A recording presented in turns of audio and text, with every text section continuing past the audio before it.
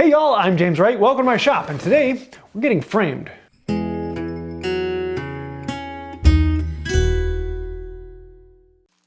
This is a print from Astro Biscuit, a channel I love to watch, and I wanted to hang it up in my shop for a while, but I needed to make a frame for it, and so I decided to experiment and play around with it.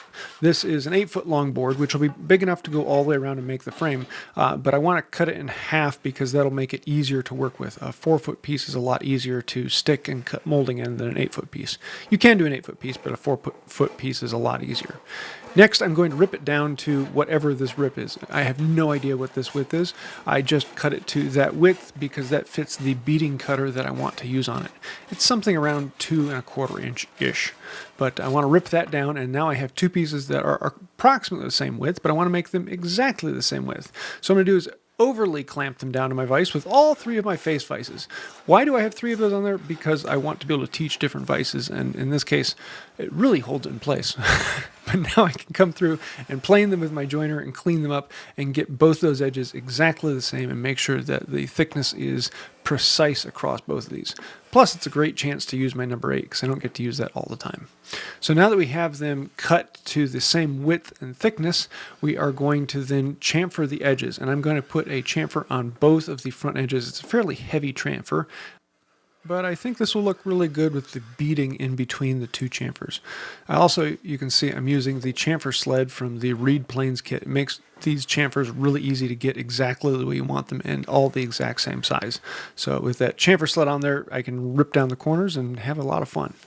To actually do all of the molding, I'm going to be using a stop and then a dog in the vise. And the first thing I want to do is cut the rabbit on the back. And this rabbit will be what houses the picture itself plus the glass in the backer and all of that fun stuff. And it's a great chance to pull out the rabbit plane because we're going to make a rabbit. Or, from those of you in the UK, a rabbit.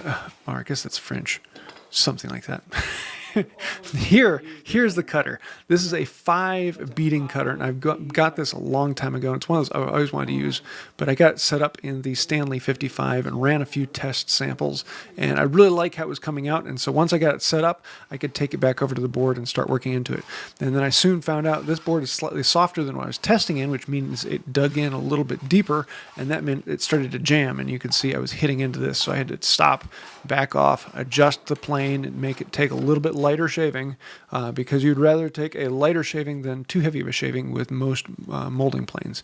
But I also got really into it once I got it set up and started going, and I forgot to hit recording after this. So from that point to this point, hey look, it's all done. And that's kind of what happens sometimes when you just really have a lot of fun. And there we have this kind of interesting design with 5 beads and then 2 chamfers on the outside. And I actually really like it. But this means we need to flip it over and cut it down into pieces. We got 2 pieces and we need to cut 2 sides and 2 tops out of those pieces. So I'm going to cut one, and then I'm going to make the other one precisely match it. And then we can bring it over here to the shooting board and shoot these. You'll notice one of these are square, and the other one I'm going to do at 45 degrees, and that's because we're going to be doing a mitered bridle joint to connect the corners together. I could just miter them all and attach them in, but I really like the mitered bridle joint. Do I need all the strength of a mitered bridle? No, but I like the look of it. For the mitered bridle, we're basically making a bridle joint, except for it's only on 45 degrees. So on one of these, we'll be cutting out the point and removing the material in the middle. And then on the one that we are keeping at 90 degrees, that one we're going to be cutting out the 2 sides, but only at 45 degrees. You'll see what I'm meaning here in a moment. If you want to see more of this, I have several videos on how to make a mitered bridle. So this is the one that was cut at 90 at the end. You can see we're going to cut this piece off of this side, and we're going to do the exact same thing off of the other side as well. You can come in with a file and clean up any of that little gunk that might be left in the corner.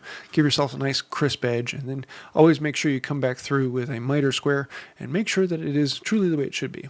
Now this one corner was the one I decided to video, and you can see this one is really sloppy. It's not bad, and the glue will hold it together nicely, but the other 3 actually turned out really nice. One of them was just a bit weak or sloppy. There's extra space in there. I'm also trying chamfering the edge of these beads, so when the 2 of them come together, you actually get an interior miter joint between those. So I kind of like the way it came out. It's a bit of an experimentation. This whole thing is just me having a little bit of fun in the shop and seeing what sticks. I'm going to use a little bit of epoxy to put this together. Why epoxy? Because I like it. And if it really doesn't matter which glue, epoxy I find to be just the easiest one of them. I really enjoy it. And it goes together very, very well.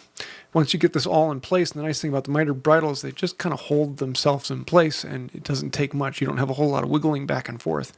I can put on the frame clamp, squeeze it all together, and set it aside. And just like that, the frame is basically done. Now, the other thing I want to do is actually mat this. And I just recently bought a new mat cutter, and I bought some mat, and now we're going to cut the mat to it.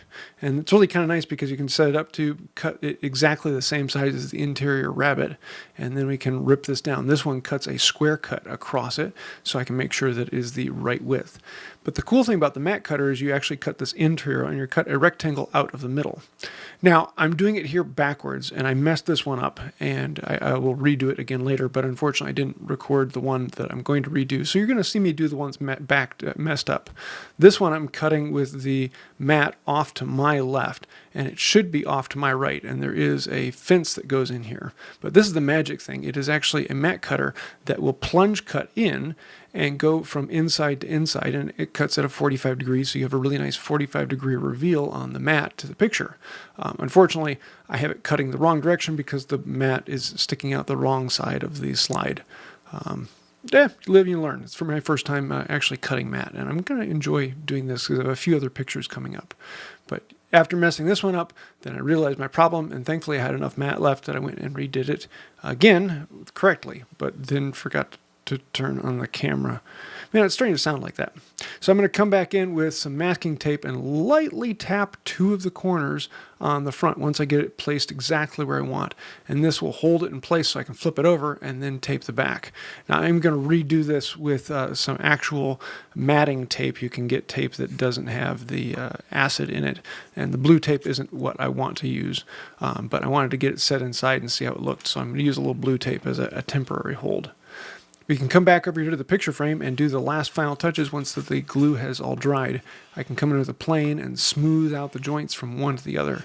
One of the things I do love about these mitered bridles is you have the piece sticking through there. Now you can actually have a hidden mitered bridle, but those take more work, and I actually like seeing the joinery on it. So we can come in with a plane and get most of it off, and then come in with a card scraper and do a little more detail. One of the problems with all of the beads coming to miters is that there's left with a lot of little schmoo and junk in the corner. So we're going to have to come back through and clean those out as well. And then it becomes time for everyone's favorite part. We're going to go and finish this. What are we going to do? Boiled linseed oil. This is homemade boiled linseed oil, and it's some of my favorite stuff, especially with this mahogany. It just pops out so many different colors, and it all looks the same, but then once you actually get to putting the oil on there, you get these different colors that come out, and I really, really like how it just makes the wood come to life. It is one of my favorite simple finishes. Really, really easy. Most people can do it. Apply a little paste wax and then call it good. Then we can put the picture in, put the backer on it, and then I have these spikes, these glazing points that actually go into the outside edge and hold the backer down. Then I can put in the last cleat on it, and it's ready to hang up. Let's take this up to the office and put a hook on the wall and hang it up. And on the desktop, you can also see some of my other astrophotography images from the eclipse and the moon and other things. And I really like how this came out. And just really, it was a fun project. I really enjoyed this one, and I'm looking forward to doing more in the future. Just really happy. So there you have it. I got this picture a while ago. It's from another YouTube channel called Astro Biscuit. I love his stuff. I do astrophotography as a bit of a hobby, and this is a lot of fun. And I wanted to do something a little simple, and I really wanted to use that 5-bead cutter. So I was really kind of experimenting and playing around with things. It's one of the things I love about making frames. You can make these relatively quickly. Most people can do it in an evening or a weekend project, and you've got something that's very special that no one else has. And this one is very simple with just these outside chamfers and the 5-bead. I just really like how it came out, and it just, yeah, so I'm looking forward to having this on my wall for a long time to come. I actually do have quite a few other pictures that I need to frame up, and so I might have a few other frame ideas come out. So if you want to see something on that, I'm going to do some more with some interesting molding and maybe some crown molding shapes on there, maybe even some carving. If you have any ideas or things you'd like to see me do, let me know. I'll maybe put those out in the future. And anytime you do, let me know that down below in the comments. It helps out the channel. Like, comment, share, subscribe. You know, everyone says it, and you know what it means. It really does help us out, and thank you. But if you really want to help us out, you may notice that there were no ads running in this video, and that's because I am not sponsored. I don't want to be sponsored. I want you guys to be the ones that sponsor me. Okay, maybe I am actually sponsored, but I'm sponsored by you guys. You, the viewers, are the ones that pay for all of this to happen. Thank you for that. Between patrons, members, hitting the thank you button down there, you guys fund all of this, and it really means a lot. And I love having the chance to try different things and not have to do what some company wants me to do. I get to play with an old tool from over 100 years ago because no company is going to pay for me to do that. So if you want to help out with that, think about becoming a patron or a member. Links down below, you know all that. I think that'll do it for now. And until next time, have a wonderful day. No, I'm not going to do the joke about being framed. But now that this project is done, you can say you saw the frame. And here we framed the saw.